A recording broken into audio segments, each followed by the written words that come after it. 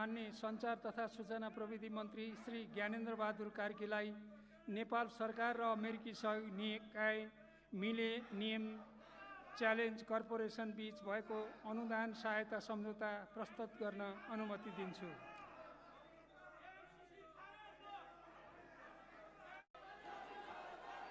सम्माननीय सभामुख महोदय, सन्धि ऐन 2047 को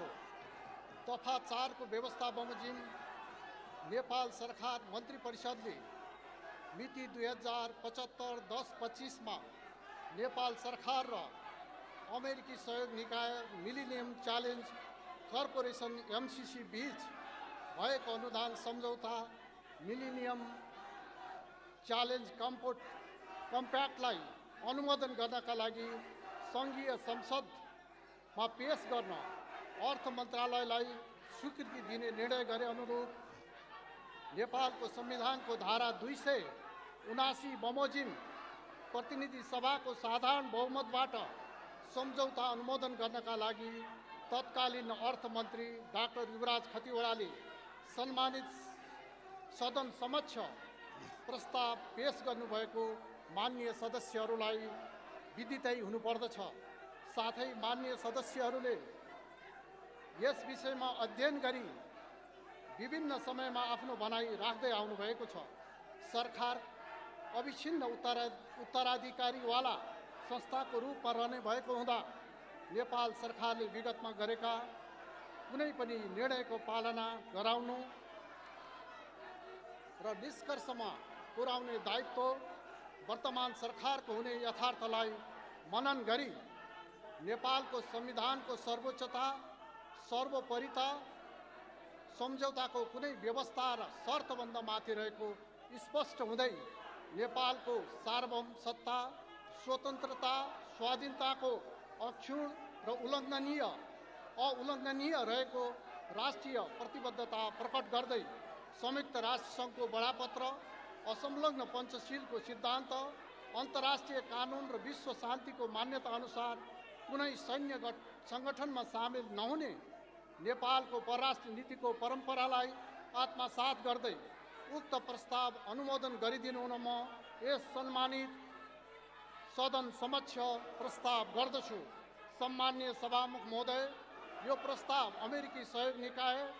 MCCले नेपाल सरकारलाई 400 kV क्षमताको विद्युत प्रसारण लाइन निर्माण र देशका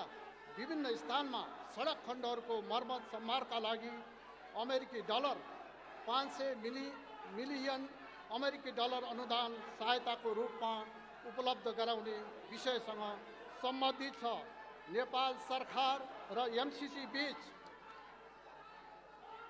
सम्मत 2074 भदौ 29 गते भएको सम्झौता अनुसार यो सम्झौता कार्यान्वयनमा आएको मितिले 5 वर्षभित्र यस सहयोगबाट सञ्चालन हुने आयोजना सम्पन्न हुनुपर्ने हुन्छ। सम्झौता कार्यान्वयन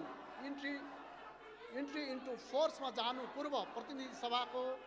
सामान्य बहुमतबाट अनुमोदन हुनुपर्ने गरी कानुन न्याय तथा संसदीय मामला मन्त्रालयले 2075 पुस 26 गते राय दिएको हुँदा यो सम्झौता अनुमोदनका लागि प्रस्ताव गरिएको छ। यो सम्झौतामा हस्ताक्षर हुनुअघि गरिएको अध्ययनले विद्युत प्रसारण लाइनबाट 2 करोड 30 लाख तथा सडक मर्मत कार्यबाट 10 लाख जनताले प्रत्यक्ष लाभ प्राप्त गर्ने प्रारम्भिक अनुमान गरेको थियो। यो परियोजनाबाट 50 लाख घरधुरी लाभान्वित हुनेछन्। यसका अतिरिक्त यो सम्झौताको कार्यान्वयनबाट नेपाललाई दिएअनुसारको फाइदा हुन्छ। नेपालको ऊर्जा तथा यातायातको क्षेत्रको विकासका लागि MCC अमेरिकी डलर 500 मिलियन हालको विनिमय दर अनुसार करिब 60 अरब रुपियाँ अनुदानको रूपमा प्राप्त हुने। काठमाडौँको लप्सीफेदीदेखि नुवाकोटको रातमाटे हुँदै हेटौँडा र दमौली हुँदै बुटोलसम्मको 400 kV क्षमताको करिब 300 किलोमिटर लामो प्रसारण लाइन निर्माण भई सो आसपासका विद्युत आयोजनाहरूबाट उत्पादित विद्युत प्रसारण सहयोग पुग्नुको साथै देशभर प्रसारण लाइनको जालो फैलाउन मद्दत पुग्ने। यो अनुमोदन सहायता विद्युत प्रसारण लाइन निर्माणमा कोसे ढुङ्गा भई देशको आर्थिक सामाजिक विकासका लागि महत्त्वपूर्ण साधनको रूपमा रहेको विद्युत शक्तिको उपलब्धता,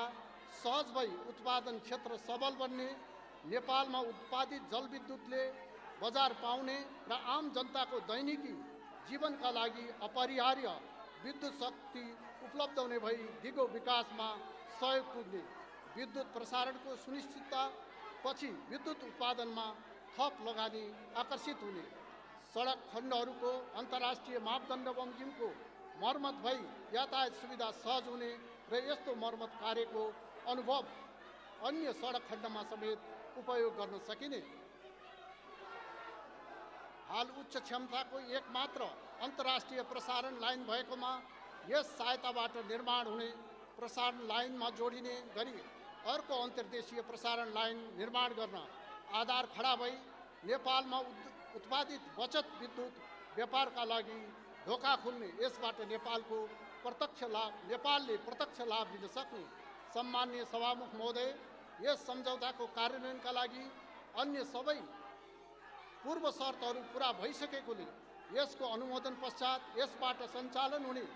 आयोजनाहरू सुरु भएको मितिले 5 वर्षभित्र सम्पन्न भई आयोजनाको प्रतिफल समयमै प्राप्त हुनेछ। अमेरिकी सहयोग निकायले अमेरिकी डलर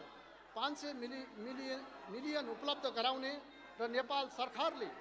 5 वर्षको अवधिमा अमेरिकी डलर 130 मिलियन बराबरको रकम वार्षिक विनियोजन गरी बिहोर्नेछ। यस सम्झौता बमोजिम आयोजनाहरू निर्धारित मितिभित्रै सम्पन्न गर्न बृहत्तर राजनैतिक सहमति आवश्यक भएकाले सबै नेपालीले राष्ट्रिय गौरवको रूपमा यो आयोजनालाई स्वामित्व लिन सक्ने गरी यस सम्झौतालाई जनप्रतिनिधिहरूबाट संवैधानिक व्यवस्था अनुरूप अनुमोदन हुन उपयुक्त हुने भएकाले सम्माननीय सभामुख मार्फत म सबै माननीय सदस्यज्यूहरूलाई हार्दिक अनुरोध गर्दछु र सबै माननीय सदस्यहरूलाई विकास परियोजनाबाट प्राप्त हुने लाभ समयमै प्राप्त गर्न सहयोग गर्न आग्रह गर्दछु। अन्तमा सभामुख महोदयको अनुमतिले प्रतिनिधि सभा नियमावली 2075 को नियम 222 बमोजिम नेपाल सरकार र अमेरिकी सहयोग निकाय मिलेनियम च्यालेन्ज कर्पोरेसन MCC बीच भएको अनुदान सहायता सम्झौता मिलेनियम च्यालेन्ज कम्प्याक्ट सदन समक्ष प्रस्तुत गर्दछु। धन्यवाद।